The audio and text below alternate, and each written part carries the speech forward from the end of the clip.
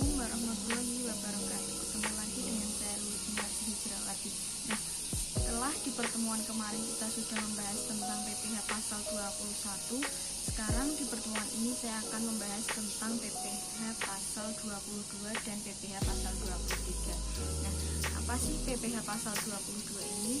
PPh pasal 22 adalah pembayaran pajak penghasilan dalam tahun berjalan yang dipungut sehubungan dengan pembayaran atas penyerahan barang dan kegiatan di bidang lainnya. Di dalam PPh pasal 22 ada klarifikasi PPh pasal 22, yaitu yang pertama, pembayaran atas penyerahan barang oleh bendaharawan, yang kedua, kegiatan di bidang impor, dan yang ketiga, kegiatan usaha di bidang lainnya, dan yang terakhir keempat, penjualan barang yang tergolong sangat mewah. Lalu ada pembayaran atas penyerahan barang oleh bendaharawan pemungut PPh 22. Yang pertama, bendahara pemerintah dan kuasa pengguna anggaran atau KPA berkenaan dengan pembayaran atas pembelian barang. Nah, yang kedua, bendahara pengeluaran. Yang ketiga, dari kuasa pengguna anggaran atau KPA atau pejabat penerbit surat pemerintah membayar. Dan yang keempat, berasal dari BUMN. Nah, tarif PPh pasal 22 itu berapa? Tarif PPh pasal 22 sebesar 1,5% dari harga pembelian dan belum termasuk PPN. Ingat ya, tarifnya sebesar 1,5%. Nah, sekarang bagaimana cara perhitungannya? Caranya pun sangat sederhana. Contoh yang pertama yaitu pada tanggal 21 April 2018, Dinas Pendidikan membeli mebel dan peralatan kantor lainnya dari Utama Furniture dengan senilai 220 juta, termasuk PPN 10%. PPh pasal 22 yang dipungut oleh bendahara Dinas Pendidikan tersebut adalah DPP atau dasar pengenaan pajak, yaitu 100/110. Kalau sudah termasuk PPN, maka DPP-nya itu 100/110. Namun jika belum termasuk PPN, rumusnya sudah beda lagi ya. Nah, maka 100/110 dikali dengan 220 juta, yaitu hasilnya 200 juta. Itu DPP-nya. Nah, PPh pasal 22-nya berapa? PPh pasal 22-nya 1,5%, kita kalikan dengan DPP-nya yaitu 200 juta, maka hasilnya sebesar 3 juta. Kemudian kegiatan di bidang import, pemungut PPh 22 itu yang pertama Bank Devisa dan yang kedua Direktorat Jenderal Pajak. Yang pertama, tarif PPh 22 jika import tarifnya sebesar 7,5% dari nilai import barang-barang tertentu tercantum dalam PMK 34-PMK.010-2017. Yang kedua, selain barang-barang tertentu yang menggunakan angka pengenal import atau API, dikenakan tarif sebesar 2,5% dari nilai importnya, kecuali atas import kedelai, gandum, dan tepung terigu dikenakan tarif sebesar 0,5% dari nilai import. Yang ketiga, selain barang-barang tertentu yang tidak menggunakan API sebesar 7,5% dari nilai import. Yang keempat, barang-barang yang tidak dikuasai sebesar 7,5% dari harga jual lelang. Nah, lalu apa sih nilai import itu? Nilai import adalah nilai berupa uang yang menjadi dasar perhitungan biaya masuk, yaitu CIF, ditambah dengan biaya masuk dan pungutan lainnya yang dikenakan berdasarkan ketentuan peraturan perundang-undangan kepabean di bidang impor. Selanjutnya ada kegiatan usaha di bidang lainnya, pemungut dan tarif PPh 22.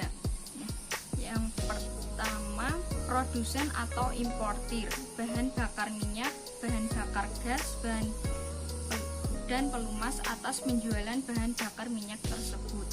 Tarifnya yang pertama BBM. Poin yang pertama, 0,25% dari penjualan tidak termasuk PPN untuk penjualan kepada stasiun pengisian bahan bakar umum Pertamina. Yang poin kedua, 0,3% dari penjualan tidak termasuk PPN untuk penjualan kepada stasiun pengisian bahan bakar umum bukan Pertamina. Dan yang terakhir, poin ketiga, 0,3% dari penjualan tidak termasuk PPN untuk penjualan kepada pihak selain Pertamina. Yang B, bahan bakar gas sebesar 0,3% dari penjualan tidak termasuk PPN. Yang C, pelumas sebesar 0,3 dari penjualan tidak termasuk PPN. Nah, cara perhitungannya adalah contoh, PT Pertamina selaku produsen bahan bakar minyak gas dan pelumas menyerahkan bahan bakar minyak senilai 300 juta tidak termasuk PPN kepada non-sub SPBU. Maka berapakah PPh pasal 22 yang dipungut? PPh pasal 22 yang dipungut atas penyerahan bahan bakar minyak adalah 0,3%, kita kalikan dengan 300 juta, maka hasilnya sebesar 900.000. Nah, yang kedua, badan usaha yang bergerak dalam bidang industri semen, industri kertas, industri baja, industri otomotif, dan industri farmasi atas penjualan hasil produksinya kepada distributor dalam negeri, maka dikenakan tarif yang pertama, penjualan semua jenis semen sebesar 0,25% dari DPP PPN. Yang kedua, penjualan kertas sebesar 0,1% dari DPP PPN. Yang ketiga, penjualan baja sebesar 0,3% dari DPP PPN. Dan yang keempat, penjualan semua jenis kendaraan bermotor beroda 2 atau lebih sebesar 0,45% dari DPP PPN. Dan yang terakhir, penjualan semua jenis obat sebesar 0,3% dari DPP PPN. Contoh perhitungannya, pada bulan Mei PT Semen Padang menjual hasil produknya kepada PT Indah senilai 825 juta termasuk PPN, maka DPP PPN-nya 100/110 dikali 825 juta, hasilnya sebesar 750 juta. Dan PPh pasal 22-nya 0,25% kali 750 juta, maka hasilnya 18.750.000.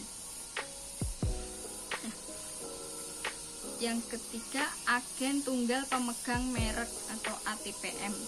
Agen pemegang merek APM dan importir umum kendaraan bermotor atas penjualan kendaraan bermotor dalam negeri. Tarifnya 0,45% dari DPP PPN.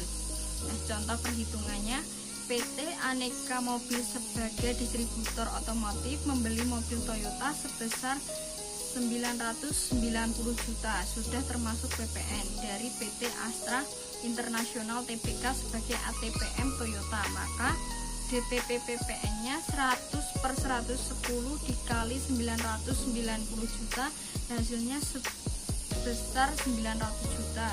Dan PPh 22-nya 0,45% dikalikan hasil DPP PPN-nya yaitu 900 juta, maka hasilnya sebesar 4.050.000.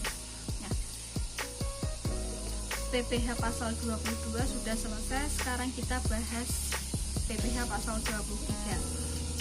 PPh pasal 23 adalah pajak yang dipotong atas penghasilan yang berasal dari modal penyerahan jasa atau hadiah selain yang telah dipotong PPh pasal 21-nya. Objek dan tarif PPh pasal 23 yaitu yang pertama 15% dari jumlah bruto atas dividen kecuali pembagian dividen kepada orang pribadi dikenakan final, bunga, dan royalti. Nah, yang kedua, hadiah dalam penghargaan selain yang telah dipotong PPh pasal 21-nya. Yang kedua, 2% dari jumlah bruto atas sewa dan penghasilan lain sehubungan dengan penggunaan harta. Yang ketiga, 2% dari jumlah bruto atas imbalan jasa teknik, jasa manajemen, jasa konstruksi, dan konsultasi. Nah, yang terakhir, yang keempat, 2% dari jumlah bruto atas imbalan lainnya.